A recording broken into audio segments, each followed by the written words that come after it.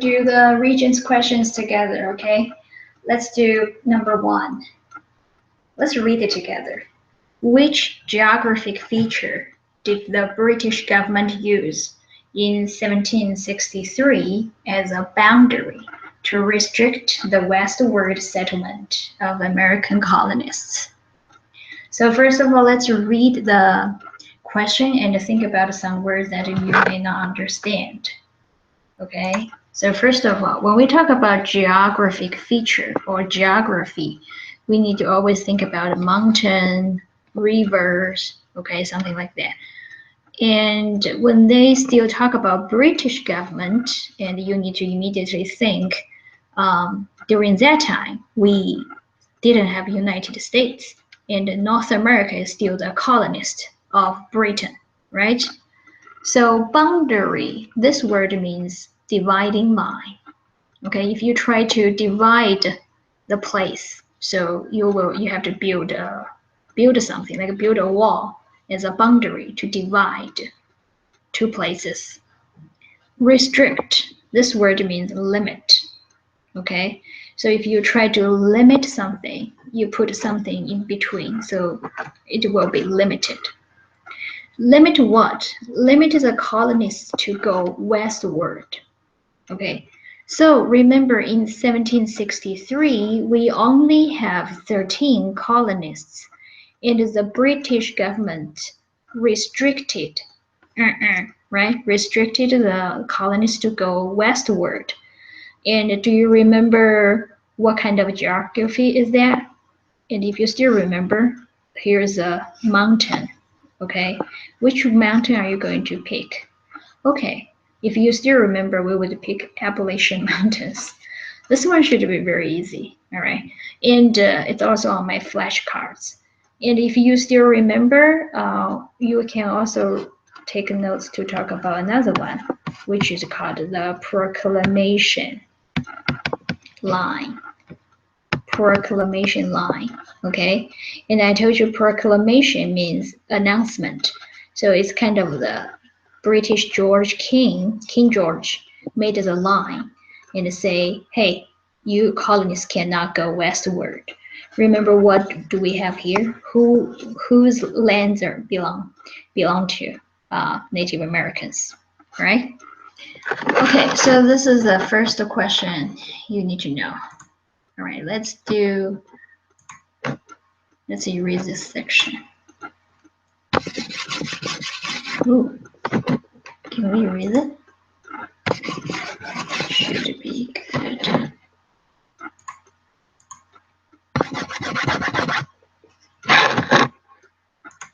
Okay, anyways. Yep, let's just erase all of it. Okay, now. Oops.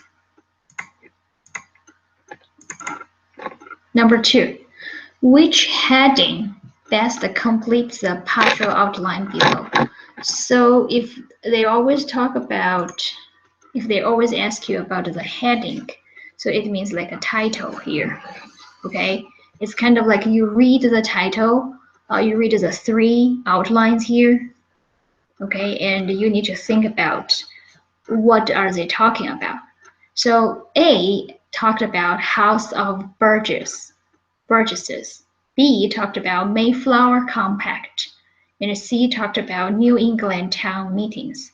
So what do you know about these 3? Again, it's on my flashcard, and it talked about every time when we see Mayflower, when we see House of Burgesses, what pops out from your mind? And you would immediately think about one thing, which is called representative,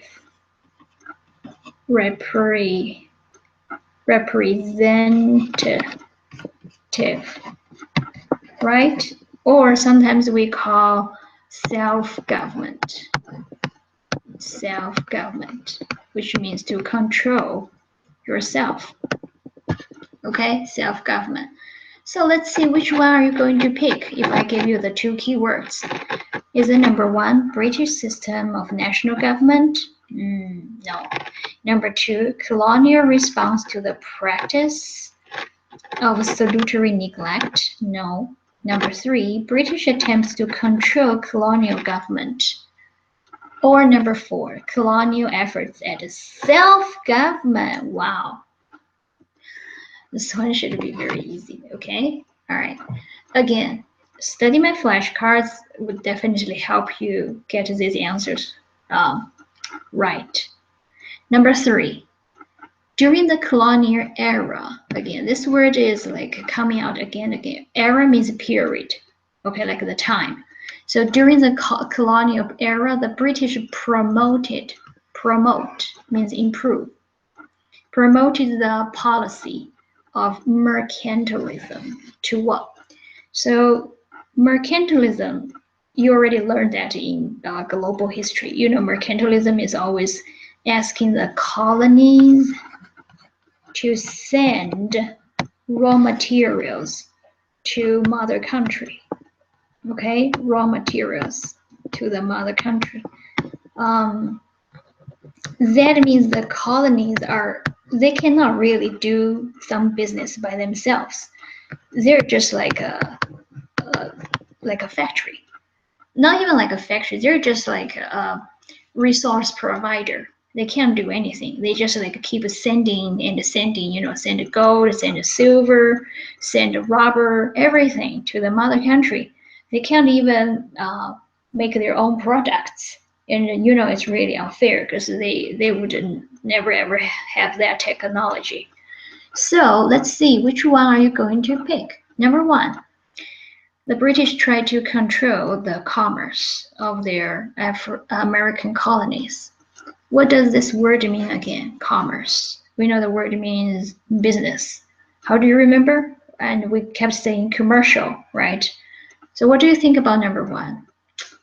Kind of makes sense. Control them. Control. Remember, British always try to control them and do not treat them as citizens, right? So, okay, maybe let's do number 1 as a question mark. Number 2, is that because the British tried to promote colonial trade with France and Spain? No, there's nothing about that.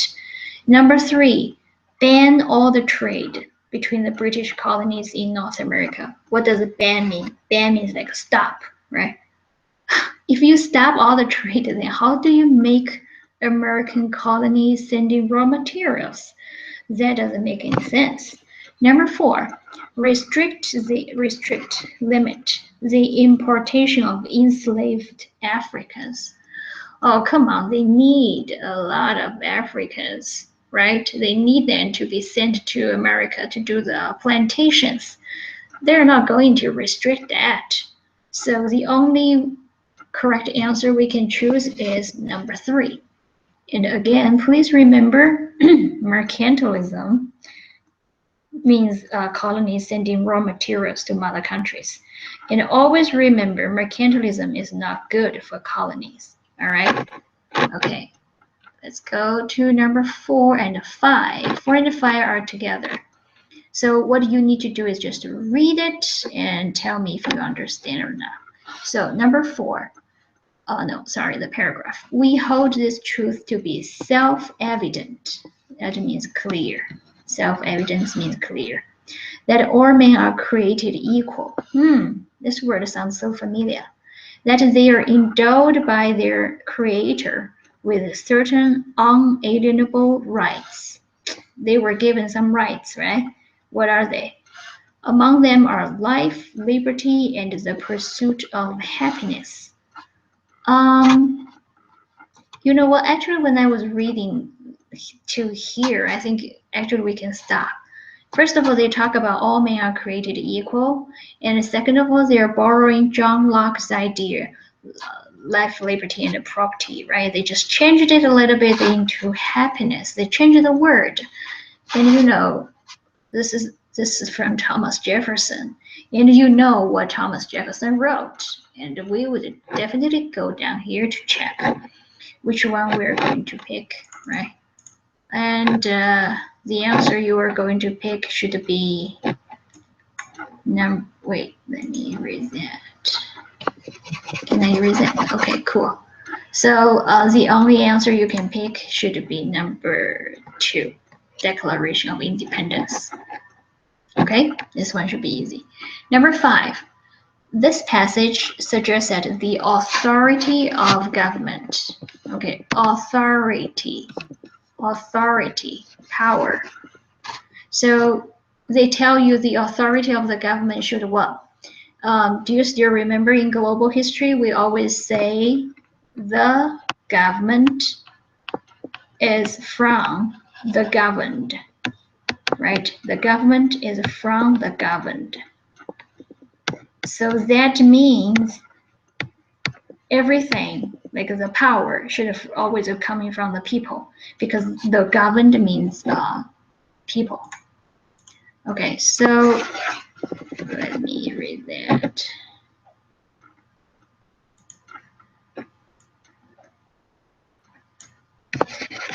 Okay, let me read that. Okay, so let's see. Which one are you going to pick? If I give you the hint, the government is from the governed. Let's see, number 1, originates from. Originate from means come from. Originate from, come from. Come from the divine right of kings? No, we're not talking about coming from the kings. Coming from the people, right? Number 2, based on the social contract, meant to guarantee individual rights. Guarantee means make sure.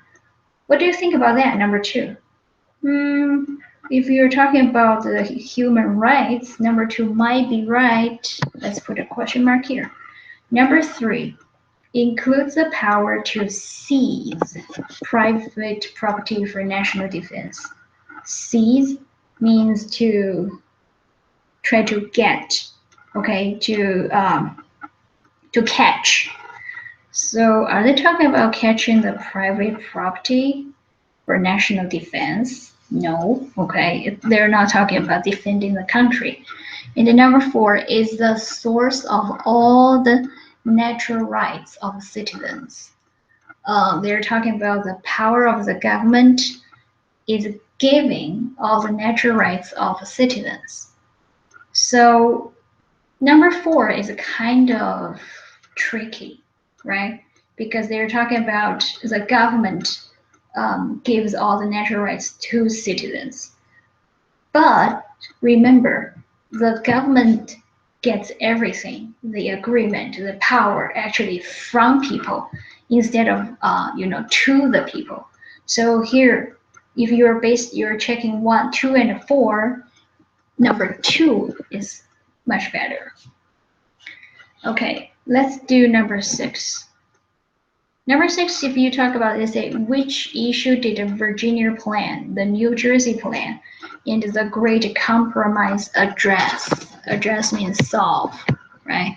Or deal with at the Constitutional Convention. So what kind of problem did they solve? Do you still remember that? So if you remember the Great Compromise, actually you would think about, when we say Great Compromise, it's always like when states are arguing about how to represent them. Do you remember I gave you an example like Virginia versus New Jersey, right? Virginia is a big state. So Virginia always say, hey, let's count the head and say if we have bigger population, we would have more seats. But New Jersey disagreed because New Jersey said, yo, we had a small states, we had a small population. Then why do you say counting the heads? Then it's unfair for us. So they, different states are arguing, and finally they got the compromise, which is like a meeting between and trying to get the best one to represent. And so let's just try to find the answer talking about like to represent the state. Number 1, the power to regulate. Again, this word regulate, we talk a lot. Regulate means control interstate commerce. No, they didn't say that. Number 2, the number of justices on the Supreme Court. No, they didn't say that. Number 3, a system of electing president. Elect means choose. No, it's not that. Number 4, a method of determining. Determine means decide. right? Deciding the state representation in Congress. Okay, here you are, how to represent the states. So my answer would be number 4. Make sense? Okay. Number 7. Number 7 again, headline. Every time when we talk about the headline, we have to know it's like the newspaper thing, right? Which headline is reporting the clearest example of United States Constitution system of checks and balances? Actually, if you still remember checks and balance, it should be very easy for you. Um, we know checks and balance are always talking about 3 branches of government, right? Like, the president has the power to say no to the Congress, and the Supreme Court can say no to the Congress or to the president. Um, they're just trying to check and balance the power, and that's what you need to do. So let's say number 1. Environmental Protection Agency proposes stricter air pollution control. All right, yeah, you're talking about a law to control the pollution. But did they talk about the 3 branches? No. Number 2, Supreme Court rules on Arizona immigration law. So number 2 is talking about 1 branch, but it's only 1 branch. All right, it doesn't say anything about the 3 branches trying to check with each other. So number 2 is not right. Number 3, President vetoes defense spending bill. Hey, here, when you look at this word, veto, it means the president's right to say no, right? So every time when you look at the word, you definitely know it's talking about like 3 branches. It's talking about the checks and the balance. So you know what? I didn't even have to worry about that. I would pick 3. Because like number 4, California passed strict gun control. Well, this is about a state. It's not even about the 3 branches. All right, number 8, the 3/5 compromise. Hey, every time we talk about 3/5, we immediately think about it means like 1 slave, right? 1 slave equals to 3/5 of the person. This one is actually a very funny one because it's really benefiting to the South, to the slave owners, because the slave owners had slaves. And so if you had many, many, many slaves, and that means you would have many, many, many people, many, many votes, right? So let's see. They had the effect of what? Number 1, increasing the representation of southern states in Congress. The representation of southern states increase. Kind of makes sense, right? How about number 2? Providing a method for ratifying amendments. Ratify means approve. How can the slaves help you to agree with the amendments? No, that doesn't make sense. Number 3, making possible the impeachment of the president. Impeachment means like to blame. No, it's not talking about that. How can you blame the president? And number 4, allowing the use of the elastic clause in the legislative process. Well, which one do you think is much easier? Much more correct? I would say number 1, right? Remember, 3/5 compromise is always benefiting to the South. Number 9, what was the major argument of those who opposed? Again, when you say oppose, that means against ratification of the United States Constitution. So ratification means approve, okay? Means agree.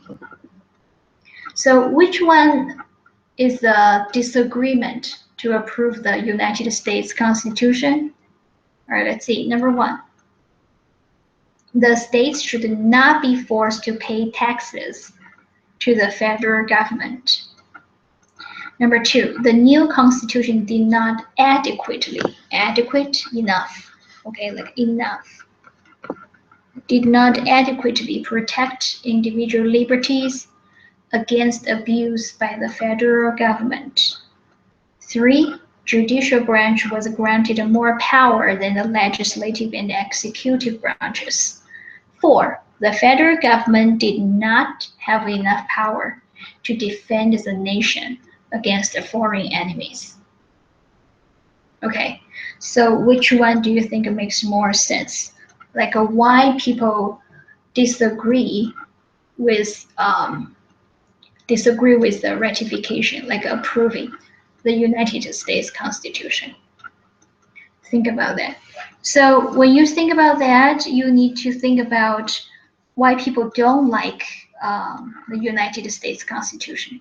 Do you remember before the U.S. Constitution, we had some problems, right?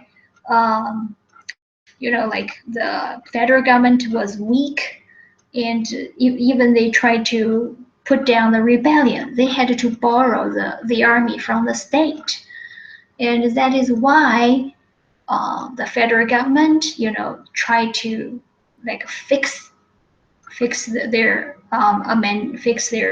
constitution, and they are trying to have a new constitution. But someone disagree. Okay, why? Because they think if you have a strong federal government, then the government would do something bad for the people. So actually, what they worried about is always like um, they might lose their individual rights. Okay, so let's just see which one is talking about the individual rights, and we'll just say number 2. Okay, next one, number 10. Okay, right here. Number 10 should be very easy. Which foreign policy toward Europe did President George Washington recommend in his farewell address? Farewell means bye, right? Just like what President Obama was doing. When he left, he said bye, right? He had made a speech. So remember, every time when you see George Washington, you need to remember his idea about Europe. It's always neutrality or neutral. Okay? When I say neutral, for United States, it means like to stay in between, stay in the middle. Okay? Do not get involved. So that's what you need to know. So every time when you say George Washington, please remember his foreign policy. Be neutral. Okay? All right, go back to number 11. What was the primary goal? Every time when we say primary, that means important. What was the important goal of President Thomas Jefferson's 1803 decision to buy the Louisiana Territory? So, Thomas Jefferson, the third president of the United States, wanted to buy that piece of land, Louisiana. Why? You need to remember, he spent, I forgot how much is that. He spent the money and he bought it from France, right? And from Napoleon. There should be some reason. And one of the reason is because, all the Americans are trying to migrate westward and get more farming lands. Do you remember that? So let's see which one is really talking about like getting more lands, more farming lands, and getting more areas for transporting, especially the ocean. So number 1, they try to study Native American Indian societies. Okay, no way. Okay, this one is funny. Number 2, try to mining gold and silver. No. By then, they didn't even include California yet. Okay, don't go too fast. Number 3, gain control of the port of New Orleans. That kind of makes sense. Number 4, securing access to the iron ore deposits near the Great Lakes. Sorry, we didn't even talk about it. So, number 11, remember, every time when we talk about the purchased Louisiana Territory, it's always about trying to get to the port of New Orleans. Number 12, the case of Marbury and Madison. We talk about this case like many times. It's always the first important case to lay the foundation of the Supreme Court. This is the first case that the Supreme Court can say no, okay, to some laws, and it could help to strengthen the power of the federal government. And if you still remember, you will know the Chief Justice is John Marshall, and he's a very tough guy. All right, then let's see which one you think um, is making sense. If I kept telling you it's about a Supreme Court case, you definitely should pick number one, right? The Supreme Court can declare, again, declare means making announcement, declare federal laws unconstitutional. We know constitution means the law, right? So unconstitutional means like illegal, okay? Number 12. And now number 13, again, they ask you the heading. So it's kind of like you read all the four things and give me a summary. So A, disputes. Disputes means argue over tariff rates. You know, tariff means a tax. B, introduction of slavery into the territories. C, demands of abolitionists. You know, abolitionists are those people who are against slavery, right? And D, disagreements over state rights. Okay, when you read the fourth outlines, what do you think they're trying to tell you? What do you think they're trying to talk about, I should say? So if you're not sure about A, but you definitely need to know B, right? B is talking about introduce slavery. So every time we talk about slavery, you're trying to think about it. It's definitely talking about the it's before Civil War, and when you look at C, it will definitely help you learn more. Abolitionists, again, it's the person who want to get rid of slavery. So when you just look at B and C, you kind of figure out they're trying to tell you something before the Civil War, right? It's kind of like the North and the South are really in a very tense relationship, very nervous relationship. So let's see, is that number one, reasons for the American system? No. Number two, success of the third political parties? No. Number three, causes of sectionalism.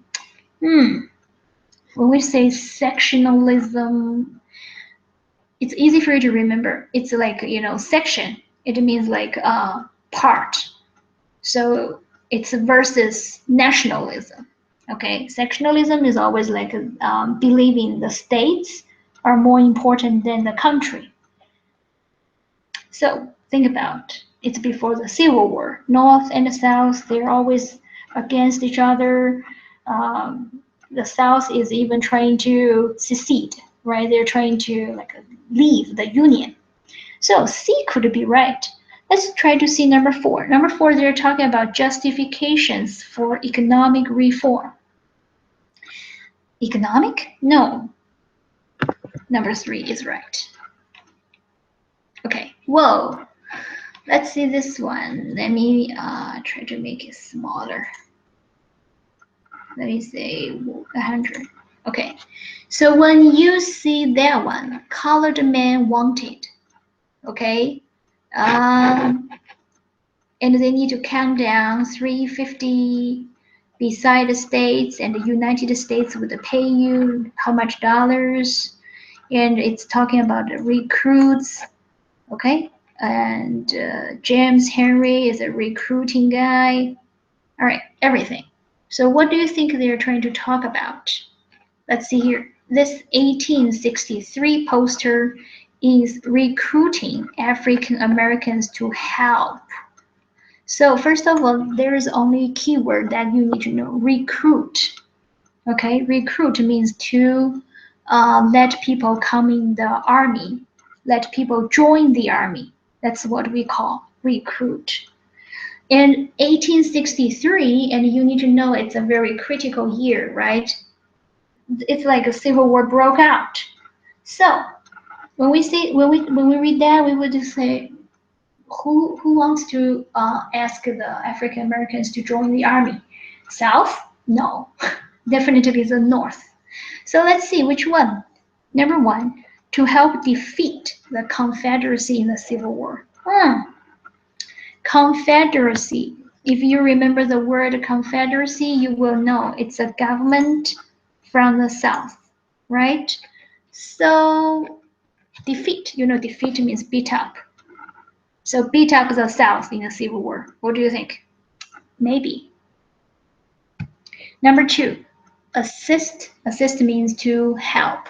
Assisting the efforts of the Underground Railroad. Oh, come on. We said Underground Railroad is a secret. How dare you make it like public? So number two is not right. Number three, settle land in the South and in border states. No. How can you settle lands by recruiting the African Americans? Number four, enforce the terms of Fugitive Slave Act. Hey, enforce. Enforce means like a force, push. To push the terms of Fugitive Slave Act. Fugitive, we know it means runaway, right? Do you still remember the act? It actually talks about if you caught the runaway slaves, you had to return them to the slave owners. Otherwise, you will be put in jail, right?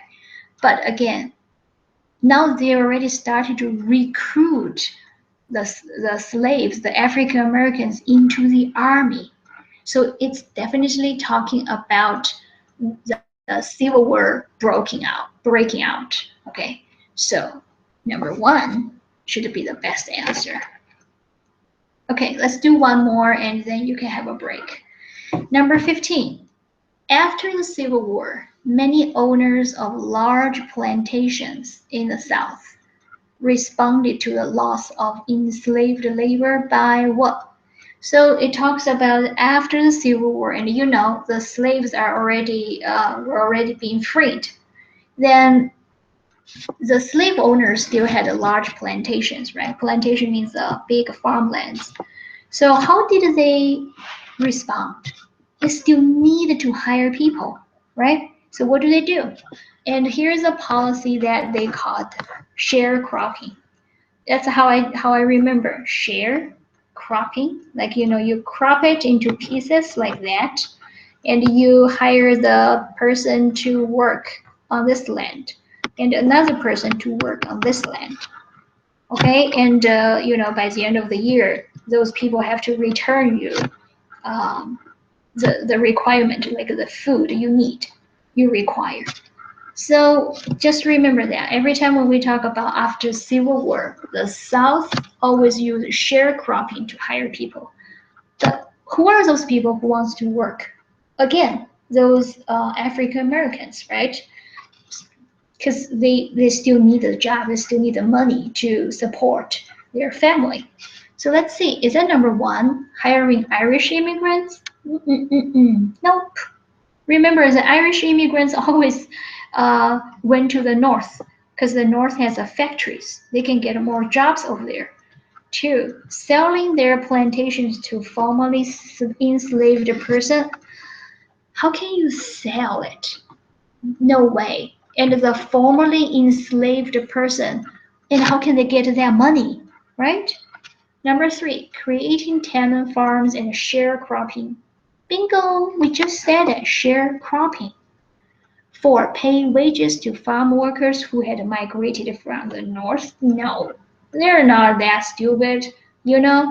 People coming from the north definitely requires more money. How are you going to do that? Okay, so here are the 15 multiple choices. We can continue tomorrow.